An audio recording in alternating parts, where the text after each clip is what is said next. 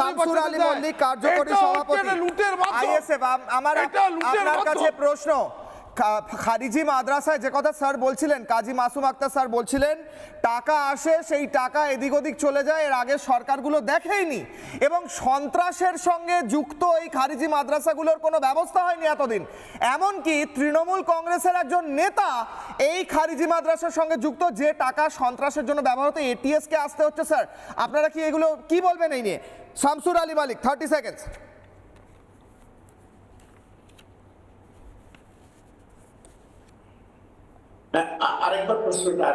প্রশ্ন করছি স্যার, খারিজি মাদ্রাসার পিছনে সন্ত্রাসে মদদ দেওয়ার কাজ চলতো, বিদেশ থেকে টাকা আসতো, এগুলো তো বন্ধ হওয়া উচিত। এতদিন বন্ধ হয়নি কেন? কেউ আওয়াজ তোলেনি কেন? এখন সরকার পরিবর্তনের পর এগুলো নজরে আসছে বা এটিএস রেড করছে বা পুলিশ ধরছে, এর আগে হয়নি কেন? স্যার বলুন, শামসুর আলী মল্লিক। হ্যাঁ, প্রথমত খারিজি মাদ্রাসা সম্পর্কে মানুষের যে ধারণাগুলো আছে, এই ধারণাগুলো সম্পূর্ণ ভুল ধারণা। আমি পক্ষকে এবং মিডিয়ার মাধ্যমে আমি অনুরোধ করব যে আপনারা খারিজি মাদ্রাসা পরিদর্শন করুন, দেখুন সেখানে কি তৈরি হয়। খারিজি মাদ্রাসাগুলো বাস্তবে এক একটা অনাথ আশ্রম, সেখানে গরিব অসহায় বাচ্চারা পড়াশোনা করে বিনা পয়সায়। এবার চাঁদা, সহযোগিতা, ডোনেশন কোথা থেকে আসবে এটা তো রাষ্ট্র ঠিক করে দেয় না, কোনোদিন কোনো রাষ্ট্র ঠিক করে দেয়নি। এবং কোনো ধর্মীয় সংগঠনকে রাষ্ট্র কোথা থেকে টাকা আসবে, রাষ্ট্রের নিয়মে টাকা আসছে কিনা, যদি অনাথ আশ্রম হলে এটিএস আসছে কেন? অ্যান্টি টেররিজম স্কোয়াড আসছে কেন অনাথ আশ্রমে? অনাথ আশ্রম হলে অ্যান্টি টেররিজম স্কোয়াড এসে হানা দিতে হচ্ছে কেন?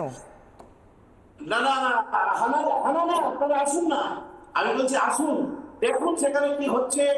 সত্যি সেই ধরনের বানিয়ে তো কোনো বলে হয় না। যদি সেটা হয় স্পেসিফিক, যদি অভিযোগ থাকে, আমরা ব্যক্তিগতভাবে, আমি আইএসএফ হিসাবে বলছি না, আমরা মুসলমান সমাজের প্রতিনিধিরা সেই মাদ্রাসাকে আমরা বন্ধ করে দেবো যদি এ ধরনের প্রমাণ হয় যে ওতে সন্ত্রাসবাদী কার্যকলাপ হচ্ছে এবং বিদেশি ফান্ডিং। আমি বলছি খারিজি মাদ্রাসাগুলো কে কন্ট্রোল করে? এগুলো নিশ্চয়ই একটা কন্ট্রোল থাকতে হবে তো স্যার, নাকি এরা নিজের মতো কাজ করে? কোনো মনিটরিং সিস্টেম আছে? মনিটরিং সিস্টেম আছে?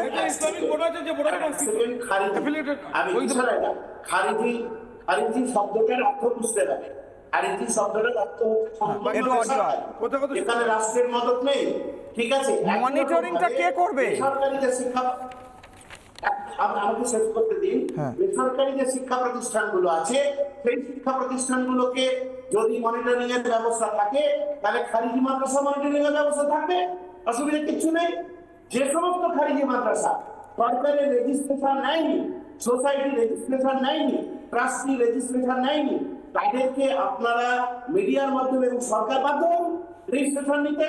আপনারাই একটা সোসাইটি বা ট্রাস্টের নামে। আমি আপনাকে আনইন্টারাপ্টেড বলতে দিলাম স্যার, আপনাকে কাজীদা কাউন্টার করবে, তার আগে আমি আবারও প্রশ্ন করছি।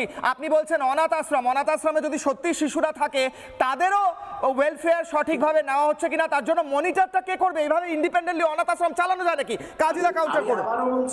আমি আবারও বলছি, যদি ট্রাস্টির আন্ডারে না থাকে, যদি সোসাইটির আন্ডারে না থাকে, সেই সমস্ত খারিজি মাদ্রাসাগুলোকে আপনারা খারিজ করে দিন।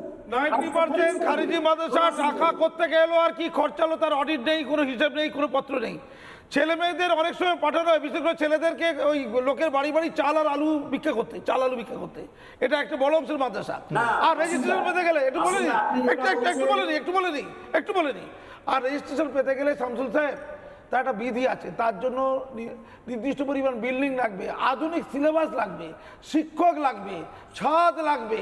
কে মনিটর করবে কি পড়ানো হচ্ছে? আধুনিক সিলেবাস একটা খারিজি মাদ্রাসা অনুমোদন পাবে না, কারণ আধুনিক সিলেবাস নেই। ওখানে কোরআন থেকে পড়ানো হয়, কিন্তু কোরআনে মারা যায় না। মনিটরিং হতে হবে তো। আমি প্রীতম দত্তের কাছে আসি। নানা ধরনের কন্টেন্ট দেখার জন্য লাইক করুন, শেয়ার করুন আমাদের ফেসবুক পেজ, সাবস্ক্রাইব করুন আমাদের ইউটিউব চ্যানেল।